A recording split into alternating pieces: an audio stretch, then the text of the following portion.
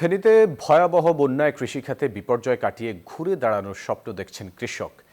নতুন নতুন ফসল চাষ তো বটেই, গত মৌসুমের তুলনায় লক্ষ্যমাত্রার চেয়ে বেশি জমিতে সরিষা আবাদ করেছেন তারা।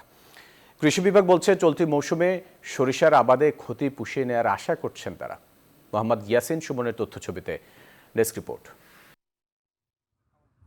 হলুদ ফুল ঘুরে ঘুরে বেড়াচ্ছে মৌমাছি, হিমেল বাতাসে দুলছে কৃষকের স্বপ্নের ফসল।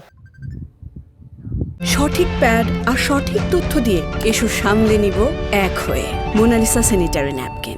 চলতি বছর বন্যায় ক্ষতির শঙ্কার মেঘ কাটছে বলছেন কৃষক। সরিষার আবাদে ঘুরে দাঁড়ানোর আশা তাদের। আমাদেরকে ব্লক পর্যায়ে যে সকল সরিষা উৎপাদনের টার্গেট দিয়েছে, সে টার্গেটের তুলনায় আমাদের সরিষা আবাদ বেশি হয়েছে। আমরা এই সরিষা ক্ষেত করেছি, আশা করি ইনশাআল্লাহ এবছর ভালো ফলন হবে।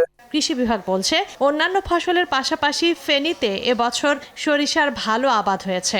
আমাদের কৃষক এবং কৃষি সম্প্রসারণ অধিদপ্তরের ঐকান্তিক প্রচেষ্টায় আমাদের টার্গেটের চাইতেও বেশি মোট আবাদের 109% অর্জিত হয়েছে।